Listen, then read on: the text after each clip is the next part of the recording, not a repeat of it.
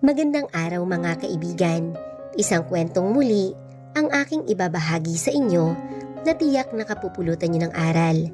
Pero kung bago ka pa lamang sa aking channel, ay pakilike po ng ating video. Paklik ng subscribe button, gayon din ng bell icon para lagi po kayong updated sa mga paparating pa na upload.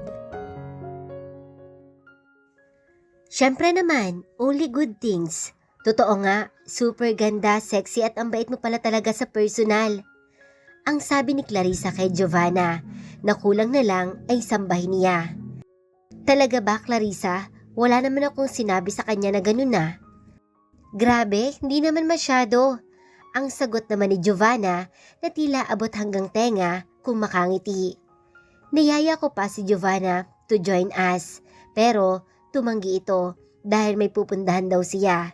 Mag-order lang daw siya ng pang take out at nagpaalam na para pumunta sa may counter at umorder. Tahimik lang kami ni Clarissa habang nakatingin kami sa ginagawa niya. Umorder siya ng isang coffee for take out at 2 box ng cheesy ensaymada. Parang gusto pang magsalita ni Clarissa pero sinamaan ko siya ng tingin at pinalakihan ko siya ng mata na para bang sinasabi ko sa kanya na huwag niyang subukan. Naibigay naman agad ang order niya at ready na siyang umalis.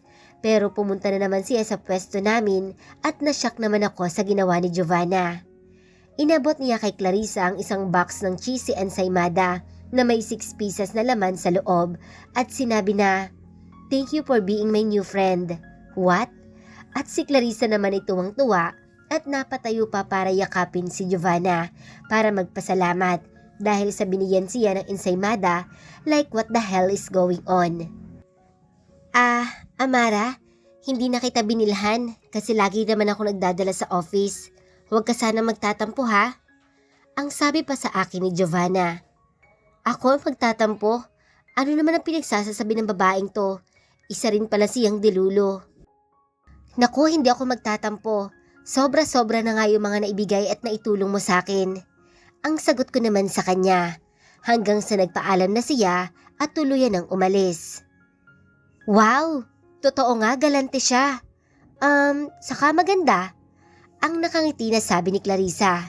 Napataas naman ako ng kilay at sinabing, super ganda, sexy at ang bait? Talaga ba, Clarissa? Ayun ba ang pagkakadescribe ko sa kanya? Para ka namang tanga, Amara.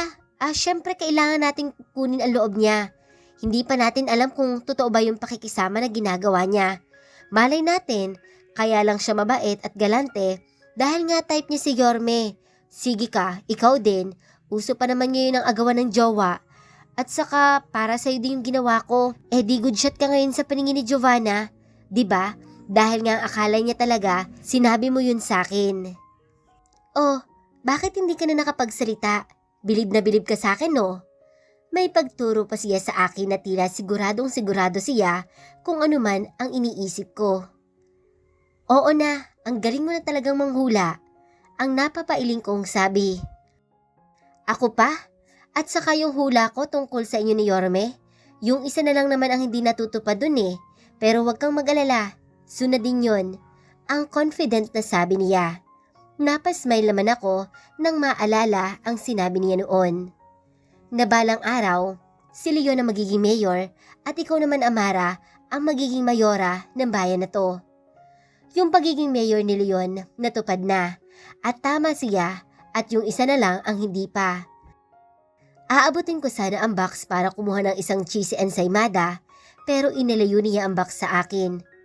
Hoy, ano ka ba? Ipapasalubong ko to sa mag-aama ko. Hindi pwedeng bawasan. Ang suway sa akin ni Clarissa. Ang damot mo naman, para isang piraso lang. 6 naman ang laman niyan. Grabe talaga tong si Clarissa sa akin kahit kailan. Hindi ako makapaniwala sa inaasal niya. Napapaisip tuloy ako, paano ko ba siya naging best friend? Joke lang naman, Amara, ikaw naman hindi ka mabiro. Super love trip ng itsura mo ngayon. Parang sising-sisi ka na naging kaibigan mo ako ha? Iniusog muli niya ang box ng cheesy ensaymada sa may harapan ko. Pinagtitripan na naman niya ako. Chinek naman ni Clarissa ang cellphone niya. OMG, nag-send na ng friend request sa akin. Ang sabi ni Clarissa na parang na-excite or whatever. Sino naman? Ang tanong ko naman. Sino ba yung nandito sa harapan natin kanina? Di ba si Giovanna? Ang slow mo naman, Amara. Holy shit, may naalala ako. Teka wait, inaccept mo na?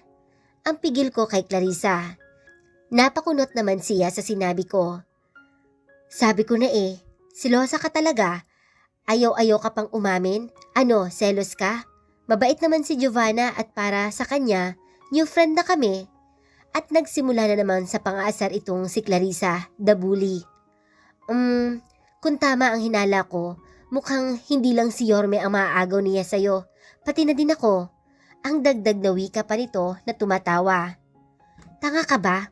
Tinatanong ko kung inaccept mo ba at wag mo na munang pindutin sa bahay na. At nakakahiya, hindi ko pa pala ina-accept yung friend request niya sa akin. Ang seryoso kong sabi pero walang hiya si Clarissa ay tinawanan lang ako. Aba, hindi ko na problema yan. Bakit hindi mo kasi inaccept agad? At saka, ano naman kung mauna akong mag-confirm? Naku Amara, halatang halata na nagseselos ka talaga. Parang friend lang sa SOCMED Pinagkakait mo pa? Binilhan na lahat ng dress? Oo na, sige na.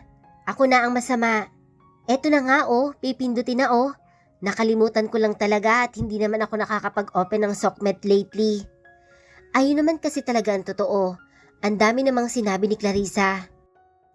Oo, hindi ka na nga makapag-open ng SOCMED dahil busy na yung legs mo sa pag-open-open.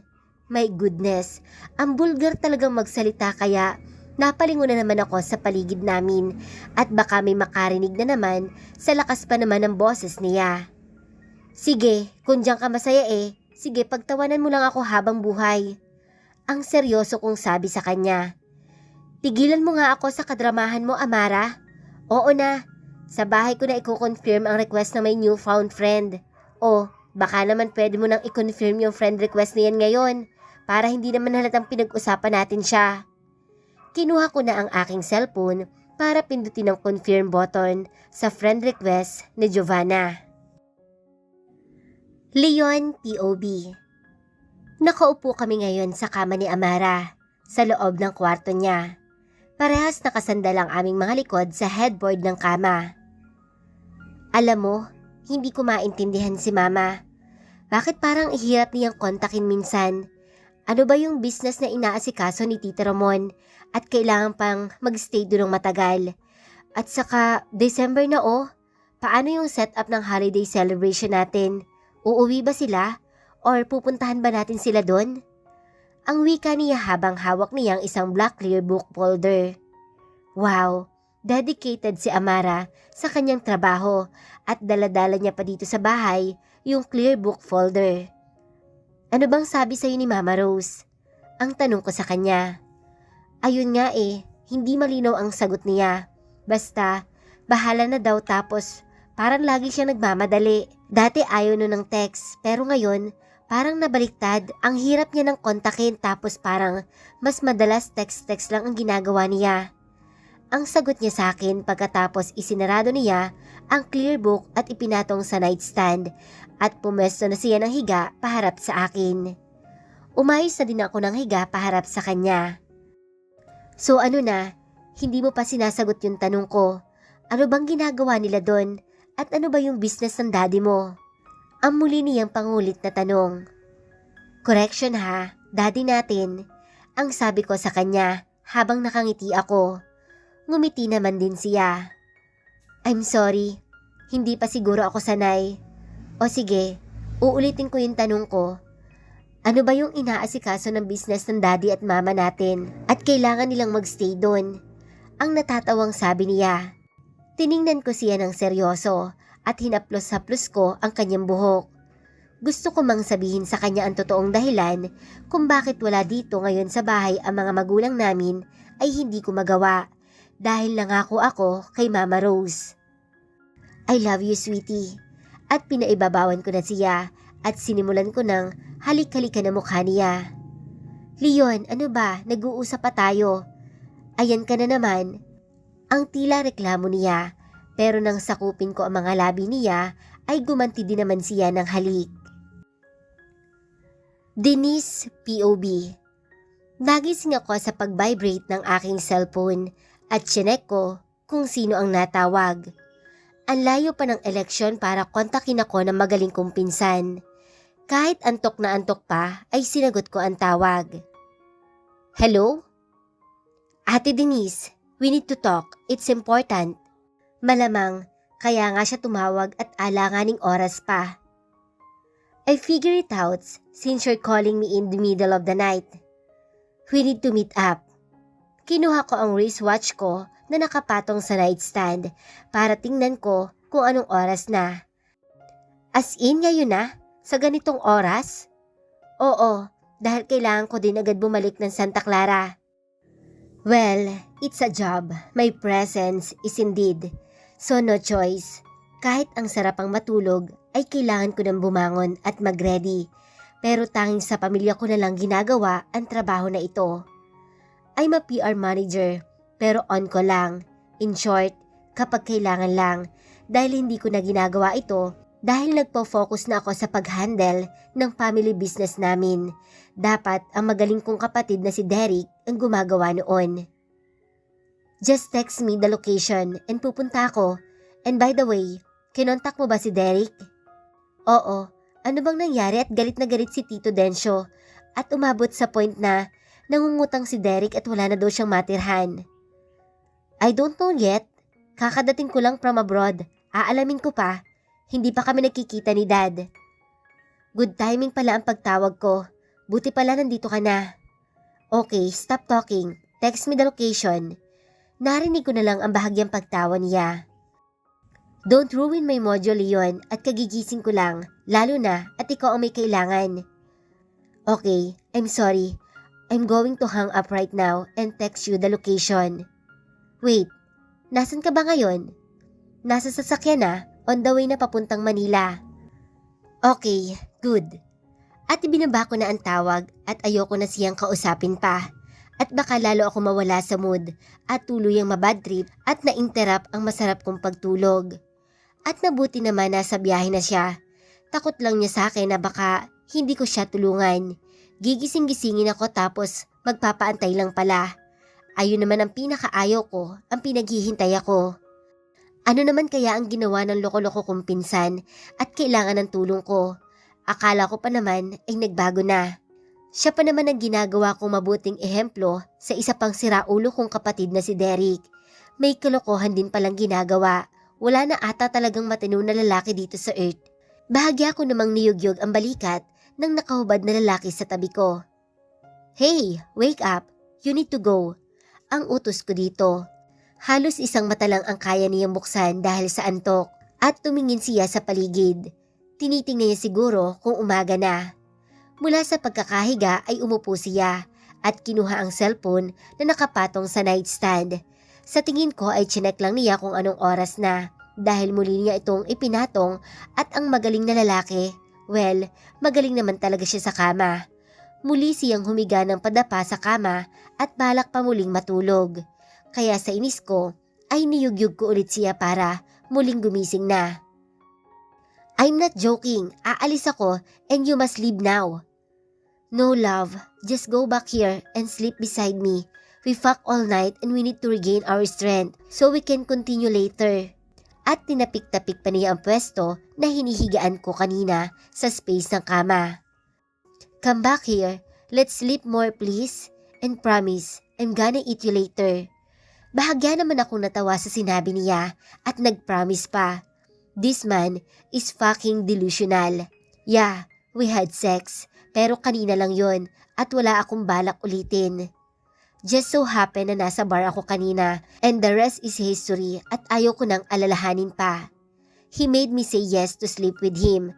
I don't know what happened. Maybe I was sex deprived kaya napapayag niya ako at ang pagkakamali ko lang ay dinala ko siya dito sa kondo ko para hindi hassle dahil mas malapit sa bar na pinanggalingan namin. Tinapik-tapik ko muli ang balikat niya. This time, medyo may bigat na ang kamay ko at medyo naiinis na ako. Sex lang ang usapan at wala kaming pinag-usapan na mag-sleep over siya. Natulog din kasi ako kaya hindi ko siya napaalis agad kanina. I'm fucking serious. Get up and leave now and don't come back here ever. Bigla naman siyang napabangon dahil sa mga sinabi ko at ngayon ay nakatayo na siya sa harapan ko at hindi man lang talaga nahiya at hindi man lang nagtakip at nagsuot man lang ng boxer short. He's very proud to show his long hard sharp at ako naman ay nakasuot ng oh fuck sake. Suot ko lang naman ang t-shirt niya na suot niya kanina. Hindi ko alam kung papaano nangyari ito. Ang suot ko ngayon, malamang binihisan niya ako nung natutulog ako kanina. At saan ka naman pupunta ng ganitong oras? So he's asking question now. It's none of your business. And again, you need to leave. Oh, really? But you're wearing my shirt and I need it back. At talagang nilapit pa niya ang mukha niya sa mukha ko. What a fucking tease. Bagya naman akong natawa dahil kapag hinubad ko ang t-shirt na to, dalawa na kaming nakahubad. Pero para matapos na, ay walang ano-ano ay hinubad ko din agad ang t-shirt at inabot ko sa kanya na parang wala lang. Pero imbes na abutin niya ang t-shirt, ay hinila niya ang kamay ko para lalong magdikit ang aming mga katawan. Before I leave, let me fuck you one more time. And he's fucking kissing me like this was no tomorrow. Pakiramdam ko ay nasugatan ng aking mga labi sa paraan ng paghalik niya sa akin. Imbes na magalit ako, I find it so fucking hot at nagsimula na naman akong mag-init at may fucking libido suddenly rising up. Hindi na ako umangal pa na tila kusang sumunod ang katawan ko sa kanya. Naramdaman ko ang pag-ikot ng aming mga katawan habang mapusok na naghahalikan hanggang sa itinulak niya ako para mapahiga sa kama. Oh, ganito ba yung binabalibang sa kama? So fucking hot. Agad siyang umibabaw sa akin at he started to worship my body. Kung kanina ay ayaw ko nang maulit ang nangyari sa amin, but sa ginagawa niya ngayon sa akin, sa katawan ko, ay malabo na namang hindi na maulit pa. Change of plan. I think we're gonna be fuck buddies. Leon POV. After our lovemaking, ay agad ding nakatulog si Amara. Nakahiga siya sa aking braso habang nakayakap sa akin at nakadantay ang isang paa niya sa binti ko. Hindi ko lubos maisip kung ano ang mararamdaman ni Amara kapag nalaman niya ang totoo. Hinalikan ko ang kanyang noo at dahan-dahan kong inalis ang pagkakadantay niya sa akin. At nang makatayo na ako sa kama, ay inayos ko ang kumot niya. Bahagya lang siyang gumalaw pero hindi naman siya nagising. Bukod sa family problem na kakaharapin namin, ay may isa pang magiging problema. Our public image and reputation. May kailangan akong gawin at alam ko kung sino ang makakatulong sa akin.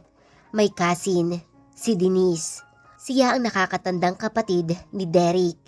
I need her help and her expertise and we should start planning just in case malaman ng mga tao ang relasyon namin ni Amara.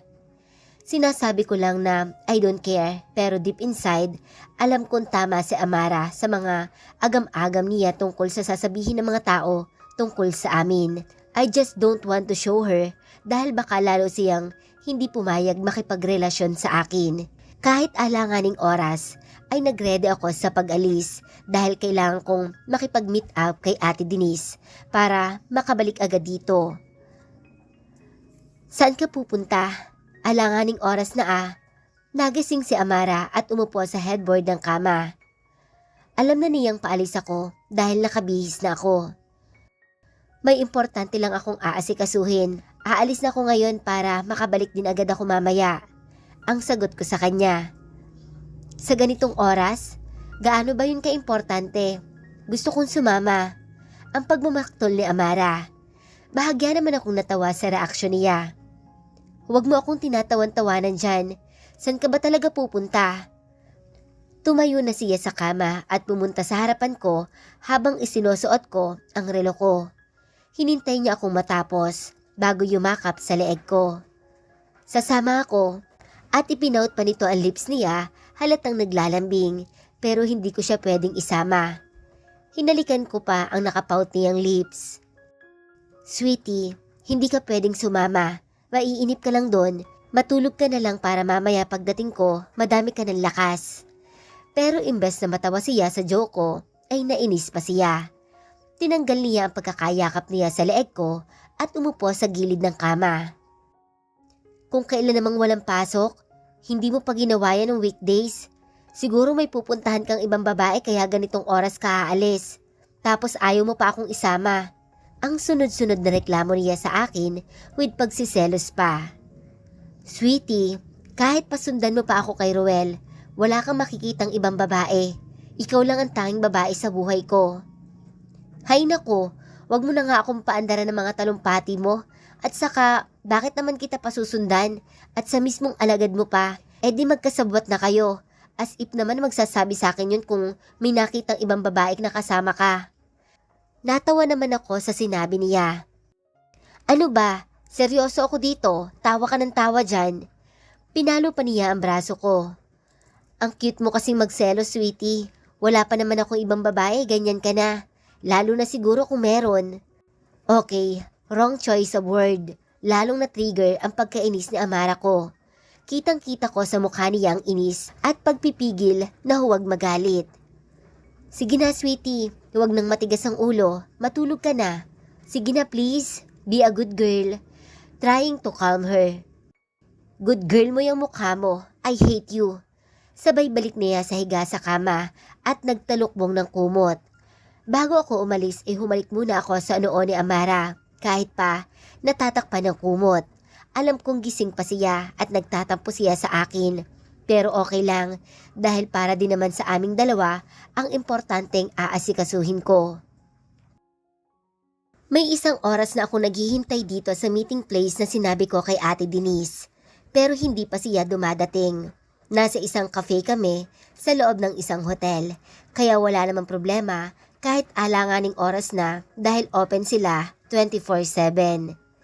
Parang first time lang na nangyari ang ganito. Usually, lagi siyang maaga at kahit sakto naman ang oras ng dating ko kapag nakikipag-meet up ako sa kanya before.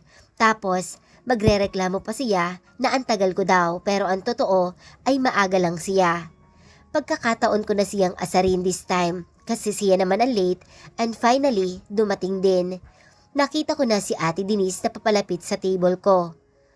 You're late. Shut the fuck up and tell me why you need me this fucking early morning. Ang sabi niya habang pumipwesto ng upo sa may harapan ko. Hindi pa man ako nakakabanat ay pinashut up na ako. Ibang klase talaga tong si Ate Denise. Agad siyang umorder ng black coffee. Nasa bad mood. Hindi pwedeng biruin. Pero napaisip ako, lagi naman itong nasa bad mood. Lagi ngang pingot at kurot ang inaabot namin ng pinsan kong si Derek sa kanya nung mga bata pa kami. Hindi muna ako nagsalita dahil kabisado ko na ang ugali ni Ate Denise. Hanggang sa naserve na sa kanya ang order niyang black coffee. Pinanood ko lang siya hanggang sa sinimsim na niya ang kape. Kapag ganito ay dapat siya ang maunang magsalita.